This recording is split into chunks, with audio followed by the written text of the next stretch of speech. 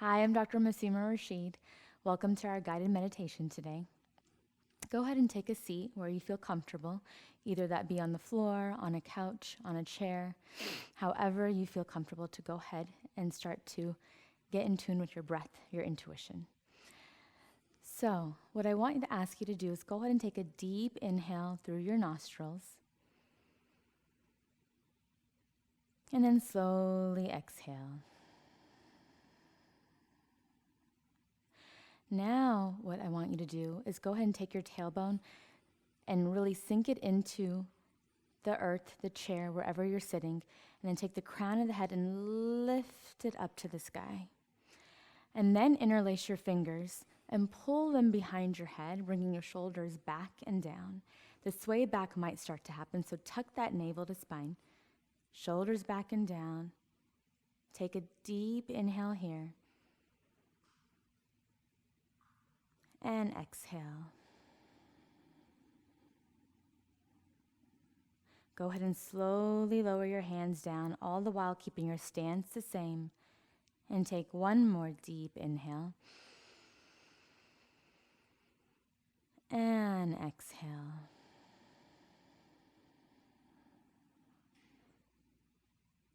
So you'll notice the first breath might be very different than the second, the third. And that's because when we're doing the first breath, most of you, I know for me as well, is we're sitting like this, right? So in our air passageway, in the pathway of our oxygen to get up to the brain gets constricted. There are barriers in the way. So we're going to go ahead and eliminate as many barriers as we can.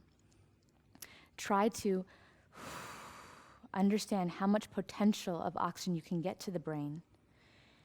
And then when we breathe that way, how much more clear, how much more deep, how much more fluid the breath is after that. That's what we want to maintain, the fluid breath that sometimes in our life we are able to attain, but we choose to do this. So throughout the meditation today, we'll practice keeping the idea of limiting the barriers in the way. Understanding how much you can do, how much you can control, and then how much to surrender. So with that said, I'm going to teach you the diaphragmic breath, and most of you might know this, but we'll go ahead and cover it real quickly. Every time you inhale, notice that sometimes what you're doing is pulling your chest up and down. What you actually want to do is inhale through the nostrils and take that belly and expand it out like you're inflating a balloon. It might feel really odd, especially in the back muscles. That's good because you're feeling sensation. The more sensation you feel, the more present you'll be. So on the inhale, expand the belly. And on the exhale, bring the belly back to neutral.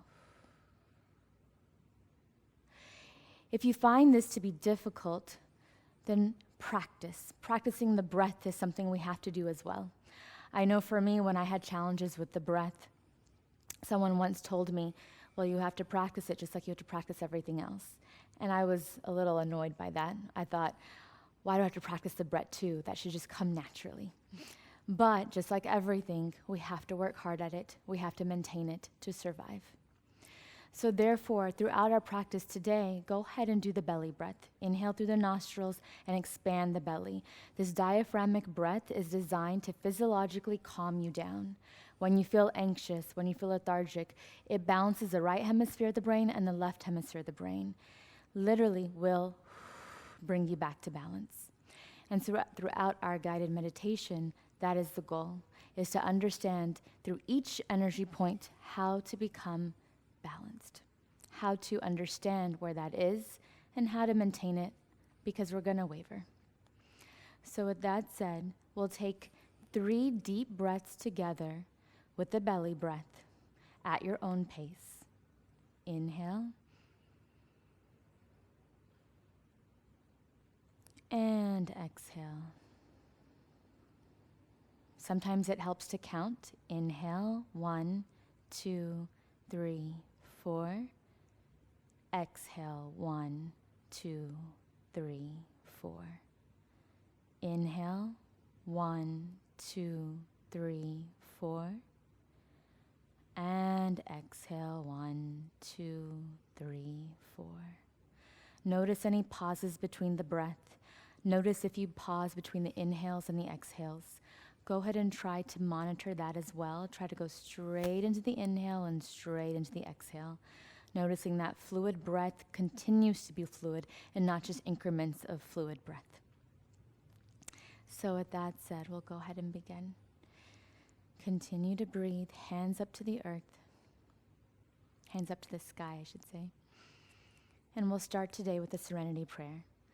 Grant me the serenity to accept the things I cannot change, the courage to change the things I can, and the wisdom to know the difference. Sometimes in our life, the hardest thing to do is to know when to keep going and when to back off. So in our practice today, we will get in touch with our intuition, which will guide us to know the wisdom to know the difference.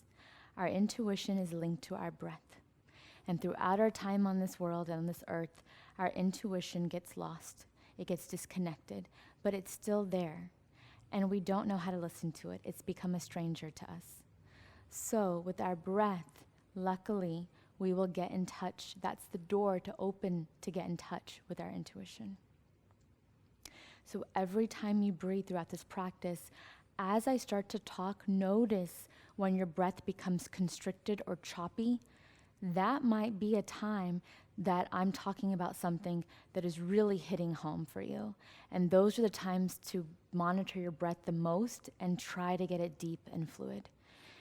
Your breath will get constricted when you feel anxious. That's your body telling you that there's something up with that. Your mind might not always tell you things, so let's use the body right now to be able to communicate with our mind to fully understand what's going on inside of us. So, continue to breathe. And we'll start talking about the 7 energy points. We'll start with the root energy point, the very bottom. The root energy point has significance. It grounds us, it stabilizes us. However, when we go through trauma in our lives, and trauma can mean anything that affects you. It doesn't have to mean it's something catastrophic. It doesn't mean that someone has to tell you, hey, that's a big deal or that's not a big deal. If it's a big deal to you, that is your idea of trauma. And right then and there is when you understand all feelings are acceptable, all behaviors are not. You can feel however you want. No one can argue with your feelings. All behaviors are not acceptable. Lashing out or doing things with others that would be hurtful. So let's practice here on how to understand how you're feeling and then generate that into release instead of a behavior that might be dysfunctional. So with the root chakra, the energy point, the trauma that might be associated here is abandonment, neglect with a parental figure or nurturing figure, feeling as though you had to move around a lot growing up, felt like you didn't really have a sense of home, maybe. All these things, even if you know it up here or not, the body feels it. And when it feels that unattachment to something that is needed when you're a child, we need comfort, we need nourishment as a child to understand how to feel safe. And if that's not provided to the degree that you need, then you can either go from one extreme to another. And as I'm talking, continue to breathe the diaphragmatic breath in through the nostrils, expanding the belly. One extreme might be that you just kind of float around. Really hard to commit to one thing. Some people like this might have a lot of degrees, but they don't really do anything with them. They keep bouncing around. That's one extreme that can happen through this trauma. The other extreme is that someone is very much grounded and rooted to the degree that they have a fear of change.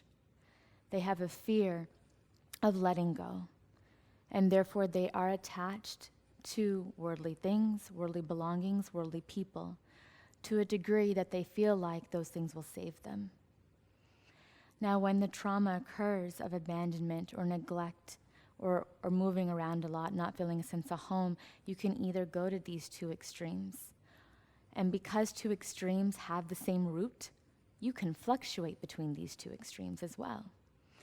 Two opposites are actually very alike. So therefore, take deep breaths in and try to recognize for yourself that every time you're rooting down into the earth, lifting your crown of the head up to the sky, you're trying to balance this energy point, the root energy point.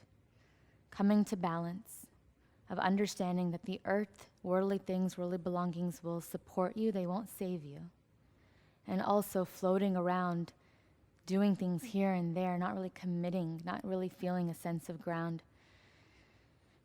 It can be vulnerable to feel a sense of ground. However, balance is key. And so breathe into that balance right now.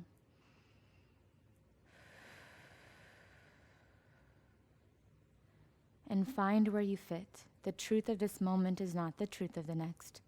So however you feel now, no attachment to it. Whatever you're interpreting of what I say, no attachment to that. Just keep going. As we will keep going, we'll travel now up to the groin area, the hips. This is the energy point that we hold a lot of feelings, a lot of emotion in. Continue to breathe. The trauma that can be associated with this energy point is sexual abuse, physical abuse, spiritual abuse. And what I might mean, or what literature might mean by spiritual abuse, is the idea of a very fear-based mentality of spirituality. A very fear-based mentality of what will happen to you. A punitive mentality. And take what fits and leave what doesn't. Right now I'm guiding you through a meditation and everything might not fit with you, and that is a good thing. Because I'm not the expert on you, you are. Listening to what I say and taking what fits and leaving what doesn't shows that you have autonomy and independence in your inner thoughts. And so, coming back to the groin, the hips, the trauma that occurs there. You can go to one extreme or the other when this trauma occurs. One extreme is that there's a lot of overindulgence in pleasure. Almost the idea of addiction is common here. Overindulging in things that cause freedom, cause pleasure. That could be food, sex, drugs, anything like that. And then the other extreme over here would be restricting yourself from pleasure. Almost the idea that I don't deserve this because there's guilt associated with it. And that restriction right there could be restricting calories, could be restricting pleasure in an intimate relationship. It could be understanding that in an intimate relationship, it's very hard to feel emotionally connected or pleasure. However, those are all things that come from the trauma. And until the trauma can be really healed, these two extremes will exist. And they might fluctuate again between the two. So right here, right now, we ground the hips into the earth. Emotion is energy in motion. It goes round and round inside of us. It has to come out. Or it comes out laterally. It comes out ways that we don't want it to, through anger, irritation, physical, somatic issues, GI issues, headaches, aches, pains, things like that. So right now, the hips, they hold on to so much emotion. Every breath you take through the belly, feel that breath on the exhale. Imagine something releasing, some kind of energy. There's so much power in the breath, and the breath is innate within us. How beautiful is it that we can access it? We do walk around this earth and we breathe to physically survive, but we don't breathe to emotionally survive. And that's what we're practicing right now.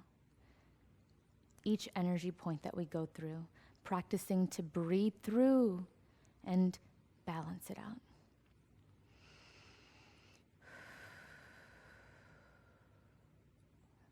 Now we'll travel up to the solar plexus. This energy point right here. The energy point that holds power, self-esteem, and identity. This energy point, the trauma that is associated with that is a lot of shame, a lot of authoritative figures in life, or very lenient figures in life. The idea that there's lots of control around you growing up, or an absolute lack of control growing up. Remember, two opposites are the same. And when these things occur, it could or could not affect you in going from one extreme or the other. One extreme, the excessive extreme, I should say, each extreme has an excessive side and a deficient side. The excessive side would be someone then who has a lot of power and control that they feel they need to do. They need to access in order to feel safe in this world. Someone who's very dominating, someone who takes charge. And then the deficient side of the extreme would be someone who's very meek, very mellow, very passive. And again, if you see these two extremes, when you meet a person that's very aggressive and you meet a person that's very passive, you think they're complete opposites. They're actually not. They have this very similar roots and very similar feelings of trauma. The definition of empathy, right, is that we may not go through the same experience and we may not react in the same way, but we feel the same thing. And that right there is that this person who's passive and this person who's aggressive share commonality. And so the balance place, assertive. It's hard to get there. Continue to breathe. As I'm talking, remember to understand where your breath feels the most fluid and where your breath feels the most constricted. Those are the parts to really zone in on. This whole guided meditation is meant to provide and generate self-awareness within you. Thoughts and feelings and understanding of yourself that the mind doesn't quite access or doesn't quite communicate to you, but the body does. So continue to breathe. Sometimes it's hard to let go of extremes, the excessive and the deficient traits. Why? Is because they work for us sometimes. We wouldn't do things in life unless they actually worked in our favor for some part. For example, with the dominating side, control, power, that actually could work really well in the corporate world maybe. It could work well in a position of that you need to have power in order to keep going in your career. However, there are limitations to each strength, right? And there are limitations to each limitation. So therefore, we learn to balance. And that's the part right now that we breathe into. Understanding that certain traits can be accessed during certain times in your life, but not meant to stay there. Can't stay in any extreme for too long. And continue to breathe. We'll travel now up to the heart, the energy point of the chest, the energy point that's really right in the middle of all the energy points, 3 above and 3 below. The energy point of the heart. We've been taking a breath there and seeing what happens when I say that. The heart is the access really to all this compassion around us. We can choose to let it in, or we can choose to block it out. This right here, the body, makes a difference. We can think we're letting things in. We can think cognitively that sure, there is love and compassion and empathy in this world, and I feel it and I give it out. But are you really doing that through your body? Are you walking around like this? Or are you walking around like this? When we're hurt, when we're upset, when we feel our heart broken, we do this, right? We don't walk around saying, I'm hurt, I'm sad, I feel betrayed, I feel criticized. Our body has a language. And so when this happens, the breath is automatically constricted. And when the breath is constricted, it leads to even more anxiety, more depression, and then we start to do this more. It's almost saying the idea of did the chicken come before the egg or the egg before the chicken? The breath can lead to feelings of depression, anxiety, and the depression and anxiety can lead to shortness of breath. So monitoring both in its place is tremendously helpful. So the heart. What is a trauma that's associated with the heart? It is over-criticism, constant criticism, death of a loved one, grief, loss, betrayal, rejection. All these things significantly affect the way the body feels around this area and the shoulders going back and down or how much they hunch. And so breathe into it. With this trauma, the excessive side that someone might react to having this trauma, the excessive side and deficient side, what are they actually? They're defense mechanisms. We do these things, extremes, to almost defend ourselves from the trauma that was associated with it. However, when we try to put ourselves back in balance, that's not a defense mechanism, it's a coping mechanism. There's a difference between using defenses to get through things, or to block things, I should say, and then coping mechanisms to breathe through it.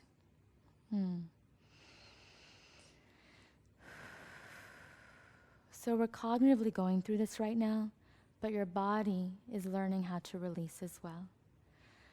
So we learn what the extremes are of excessive in the heart. Excessive would be someone who has codependent traits, really needs to feel loved and secure at all times. The external validation of love is far more important than the internal validation of love. It's almost like a lifeboat for them, constantly needing that love and affection. On the deficient side, it's someone who is keeping their guard up. Very low affect, very low intimacy. Maybe they're able to be physically intimate, but not emotionally. That's a whole different story, right? So with that said, the deficient side and the excessive side, they often actually find each other in relationships. Because why is that? Two extremes have the same root, the same trauma. Breathe into that. These people find each other, the codependents, the ones who desperately want and need love, and the ones who are stoic, indifferent, low affect, and they get together and they do this dance. And this dance can be toxic. There is an attraction between the two. Learning how to balance yourself will attract others who are working on balancing themselves. So breathe into the chest, shoulders back and down. Every time you open the chest and open the heart like this, you're working to balance the energy point of the heart. And because the heart is right in the middle of all 7 energy points, it's no wonder that is. It connects us. It connects us as human beings. It connects the world up there to the earthly world down here. It connects the mind, the body, the thoughts, the feelings. It is the connection through all of which things will heal. Compassion, love, and empathy. And it's cliche to say this, but the love and compassion will dismantle more evil and more conflict than anything else. How often have you been in an argument with someone and you paused to really understand what they're going through and then said, actually, I can see where you're coming from. I may not agree with you, but I can see how you feel this and this and this. I bet that person would be a lot harder for them to continue to argue with you to the degree that they were. It's that compassion and empathy towards ourselves and to those around us. And take deep breaths into that one. And I notice with me as we travel through the energy points, I'm starting to sink into my place. So reminding ourselves, tailbone into the earth, crown of the head high up to the sky, shoulder blades back and down, and there we go.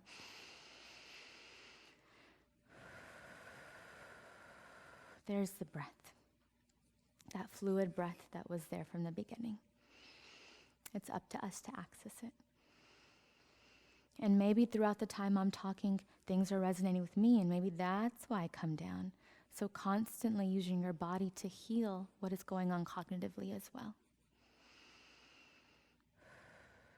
And now we'll travel up to the throat, the shoulders, the energy point there.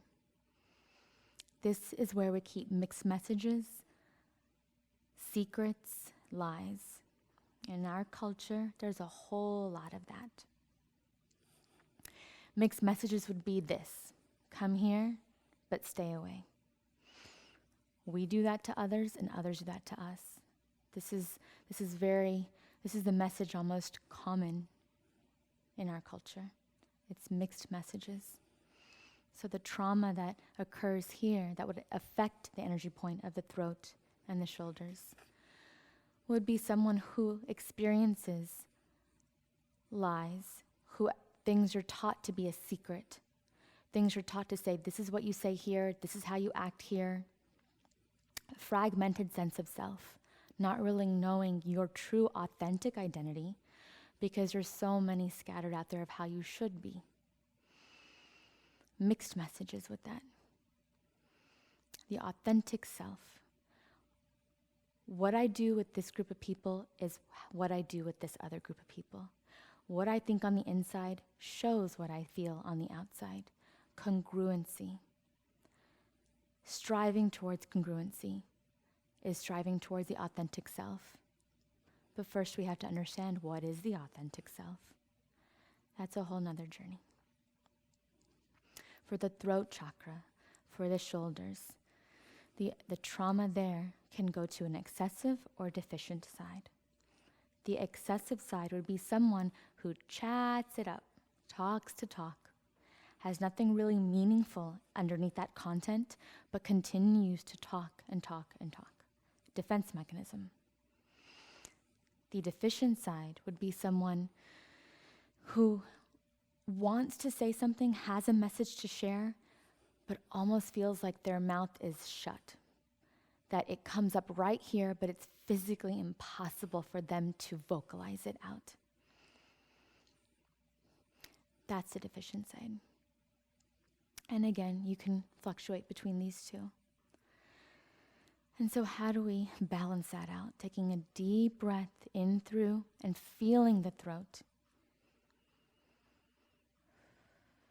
Actually, this time we'll take a deep breath and bring our two lips together with the sound of hmm. And you'll feel the vibration within your throat.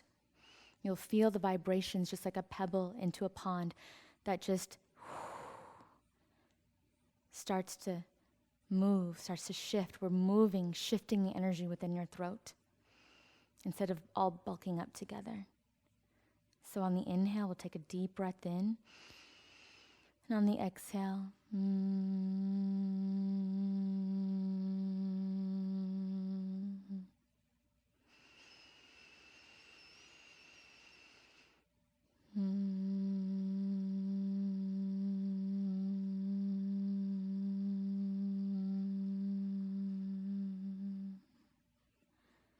Feel anything feel lighter. Bring the shoulders back and down. 80% of our body that's made out of water, we're rippling that effect right now. Just like a pebble in the pond. Every time you breathe with intention, you are creating shift, just like that pond. And now we'll travel up to the third eye. That point right between the eyebrows.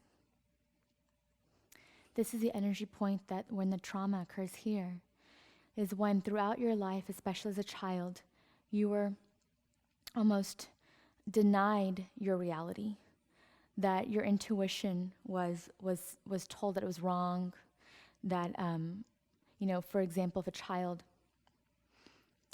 cries or doesn't want to hug an adult, and you tell them, no, no, no, what you're feeling is not right. Go ahead and hug this person. Give him a kiss. Give auntie or uncle a kiss. Even that person doesn't want to. They're denying themselves of what their intuition is saying. And so it's maybe encouraged to allow the child to feel connected to its intuition instead of denying it, because as they grow older, they feel, my intuition is saying not to go towards this person, but I think I should. Seeing something inside yourself that others tell you is not congruent with what you see. Children feeling that, oh, hey, I feel pretty good about myself, and then going to school and getting bullied.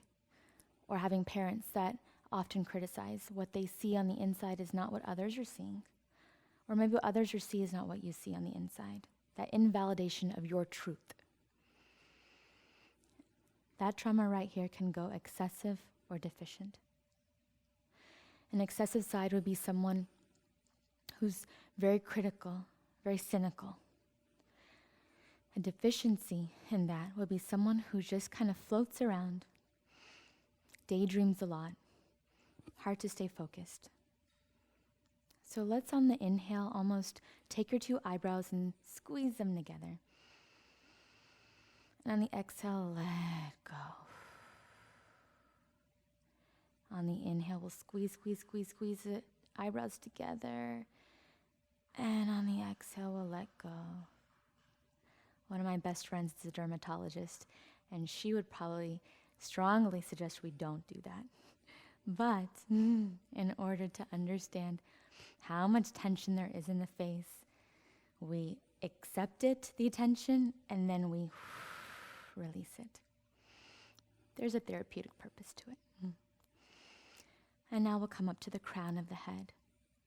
The axis is all that's above. The trauma that's associated here is often blind obedience, following things because we're told to. How many of us did that growing up? How many of us did exactly what we're told to without questioning it? Because that's what you do. Blind obedience. However, just like I said earlier, when I'm talking, take what fits and leave what doesn't. Because if you're blindly following what I'm saying, then this energy point right here is imbalanced. Knowing what works for you and having the courage to say the rest doesn't, and that's okay. The excessive side of this would be someone who has so much energy in this area that they have out-of-body experiences. They're able to have premonitions. And someone on the deficiency side would be someone who's very materialistic, very concrete with their thinking. And those two extremes, we breathe into it, lifting the crown of the head up to the sky. And imagine intention of understanding our own truth, open to the ideas of the truth all around us, but also honoring the truth within us.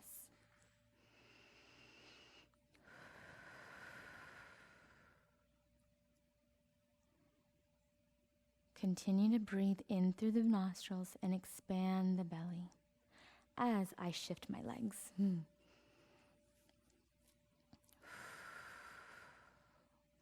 We've traveled through the 7 energy points.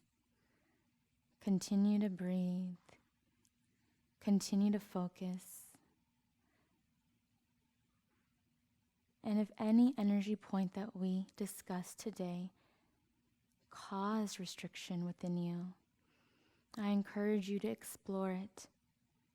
I encourage you to breathe through it. And I encourage you to honor it. It's there for a reason. Shifting our defense mechanisms into coping mechanisms is not easy. It's often hard to understand which ones are which. But that's the wisdom to know the difference. Same exact thing applies. The breath will guide you to understand. When all else fails, listen to the breath. We'll go ahead and end with the serenity prayer again. Grant me the serenity to accept the things I cannot change, the courage to change the things I can, and the wisdom to know the difference, right here, right now. In this moment is the only moment that is reality, so surrender to it. And take a deep breath,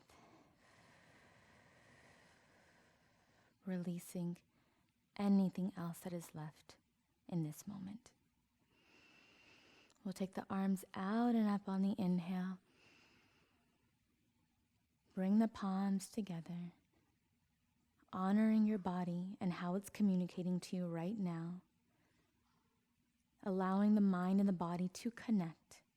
Slowly descend the hearts. Descend the hands to the heart center, shoulders back and down. Gratitude. Much gratitude for your energy out there. Much, much gratitude for the compassion and empathy and understanding of all that's around us, because that feeds into us. Thank you for sharing your practice. Shalom, salam, namaste, jama, pes. Peace, peace, peace.